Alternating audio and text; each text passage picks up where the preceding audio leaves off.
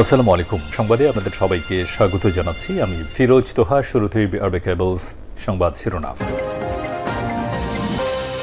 বাংলাদেশের সর্বশেষ গুরুত্বপূর্ণ আপডেট সংবাদে আপনাকে স্বাগত। শুরুতেই সংবাদ শিরোনাম, পরে বিস্তারিত। শুরুতেই জানাবো, হাসিনার দোসরেরা চারুকলায় ফ্যাসিবাদের মুখোভয় পুড়িয়ে দিয়েছে বললেন সংস্কৃতি উপদেষ্টা।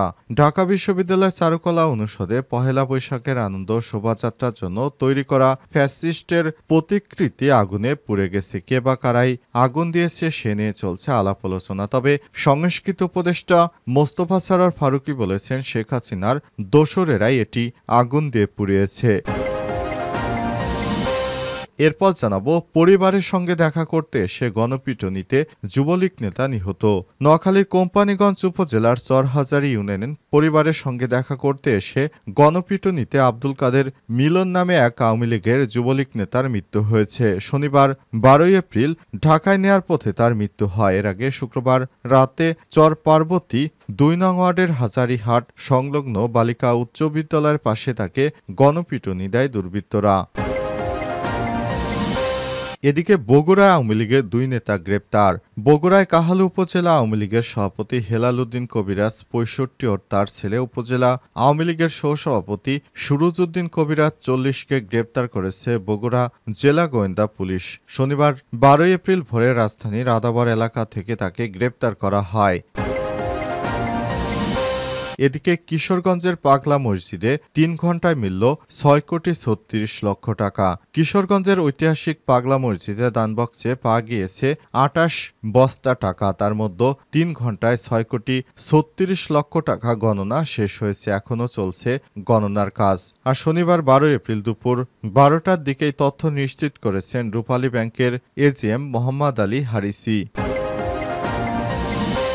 এদিকে প্রয়োজনীয় সংস্কার শেষে নির্বাচনী রোডম্যাপ ঘোষণা করুন বললেন গোলাম পরোয়ার।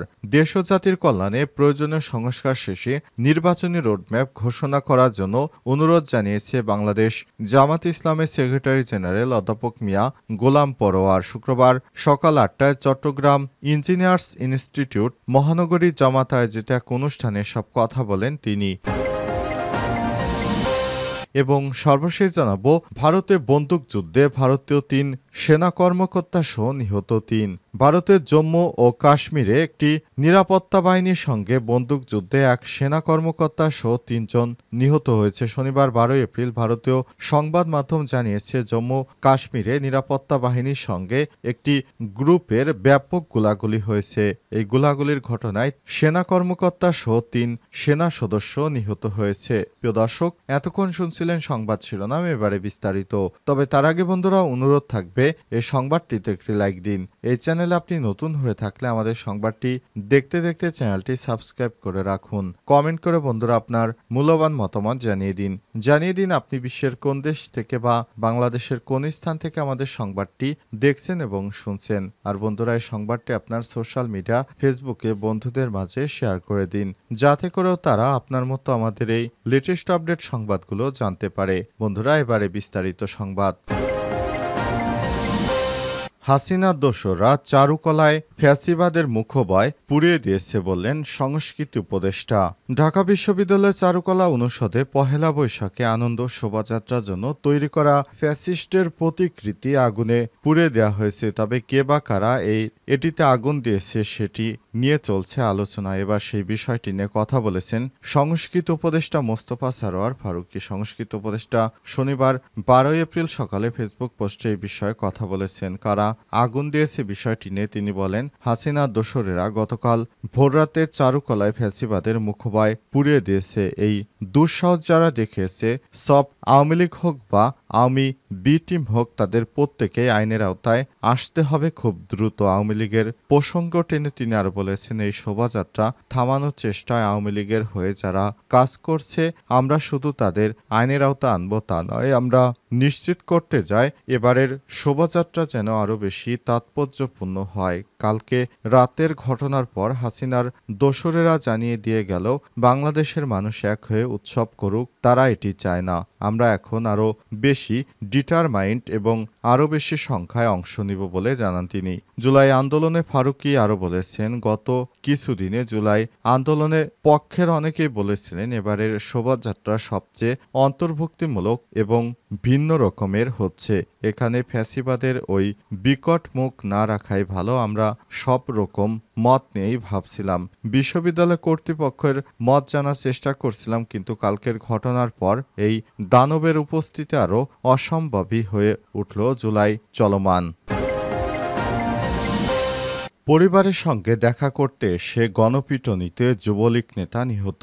নোয়াখালীর কোম্পানীগঞ্জ উপজেলার চরহাজারী ইউনিয়নে পরিবারের সঙ্গে দেখা করতে এসে গণপিটুনিতে আব্দুল কাদের মিলন নামে এক যুবলীগ নেতার মৃত্যু হয়েছে। শনিবার 12 এপ্রিল সকালে ঢাকায় নেওয়ার পথে তার মৃত্যু হয়। এর আগে শুক্রবার রাতে চর পার্বতী 2 নং ওয়ার্ড হাজারী হাট সংলগ্ন বালিকা উচ্চ বিদ্যালয়ের পাশে তাকে গণপিটুনি দেয় দুর্বৃত্তরা। নিহত আব্দুল কাদের মিলন উপজেলা চরহাজারী ইউনিয়ন যুবলীগের সাধারণ সম্পাদক ছিলেন। তার বাবার নাম মোহাম্মদ ইসমাইল, তিনি 5 নং ওয়ার্ডের বাসিন্দা।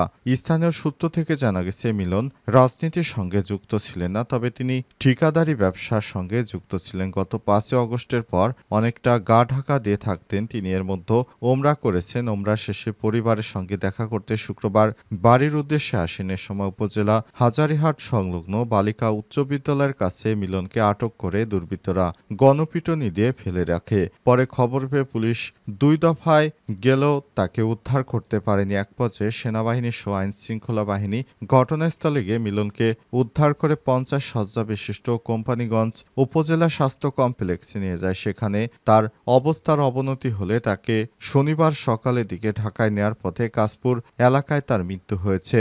নাম প্রকাশ না করা সত্ত্বে নিহতের পরিবারে এক সদস্য জানান, স্থানীয় বিএনপি নেতাদের সঙ্গে তার যোগাযোগ ছিল। তাদের আশ্বাসেই মিলন বাড়িতে আসছিলেন। পথে জামাতের লোকজন তাকে আটক করে এবং ব্যাপক মারধর করে। পুলিশ এসেও তাকে রক্ষা করতে পারেনি। পরে সেনাবাহিনী এসে তাকে মুমূর্ষ অবস্থায় উদ্ধার করে হাসপাতালে নেওয়ার পর তার মৃত্যু হয়েছে বলে জানা গেছে। তবে অনেকেই বলছে তিনি আওয়ামী লীগের রাজনীতির সঙ্গে যুক্ত থাকার কারণে বিভিন্ন সময় জামাত ইসলামের নেতাকর্মীদের উপর অনেক অত্যাচার করেছেন। এই অত্যাচারের প্রতিশোধ নিতেই তার উপর এই হামলা এবং পিটুনি দেওয়ার ঘটনা ঘটেছে। আওয়ামী লীগের 2 নেতা গ্রেপ্তার। বগুড়ার কাহালু উপজেলা আওয়ামী লীগের সভাপতি হেলাল উদ্দিন কবিরাজ 65 ও তার ছেলে উপজেলা আওয়ামী লীগের সভাপতি সুরুজউদ্দিন কবিরাজ 40-কে গ্রেপ্তার করেছে বগুড়া জেলা গোয়েন্দা পুলিশ। শনিবার 12 এপ্রিল ভোরে রাজধানীর আদাবর এলাকা থেকে তাদেরকে গ্রেপ্তার করা হয়। গ্রেপ্তারের বিষয়টি নিশ্চিত করেছেন বগুড়া অতিরিক্ত police super media Suman Ranjan Sarkar. তিনি জানান, গত 5 আগস্ট আওয়ামী লীগ সরকারের পতনের পর হেলাল উদ্দিন কবিরাজ ও তার ছেলে সুরুজউদ্দিন কবিরাজ আত্মগোপনে ছিলেন। বৈষম্যবিরোধী ছাত্র জনতার আন্দোলনে হামলার অভিযোগে হেলাল উদ্দিন নামে 5টি এবং তার ছেলে সুরুজউদ্দিনের নামে 4টি মামলা রয়েছে। তিনি আরও জানান, হেলাল উদ্দিন কাহালু পৌরসভার সাবেক মেয়র এবং তার ছেলে সুরুজউদ্দিন কবিরাজ কাহালু উপজেলা পরিষদের সাবেক চেয়ারম্যান হিসেবে ছিলেন। তারা ঢাকা আদাবর এলাকায় আত্মগোপন করেছিলেন। গোপন সংবাদের ভিত্তিতে বগুড়া জেলা গোয়েন্দা পুলিশের একটি দল ঢাকায় গিয়ে তাদেরকে গ্রেপ্তার করে গ্রেপ্তারকৃত 2 জন বগুড়ায় আনা হচ্ছে বলে জানান তিনি। পাগলা মসজিদে 3 ঘণ্টায় মিলল 6,36,00,000 টাকা।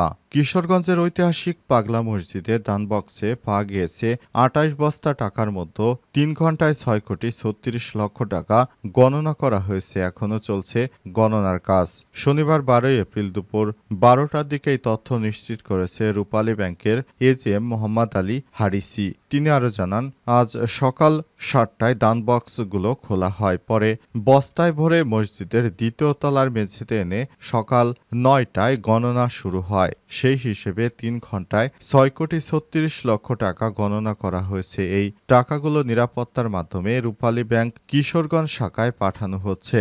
মসজিদ ব্যবস্থাপনা কমিটির সদস্য, মসজিদ কমপ্লেক্সে অবস্থিত মাদ্রাসা ও এতিমখানা শিক্ষক শিক্ষার্থী, পার্শ্ববর্তী জমিয়া এমদাদিয়া মাদ্রাসার শিক্ষার্থী, রূপালী ব্যাংক কর্মকর্তা কর্মচারী সহ 4 শতাধিক জনের একটি দল এই 28 বস্তা টাকা গণনার কাজে অংশগ্রহণ করেছে।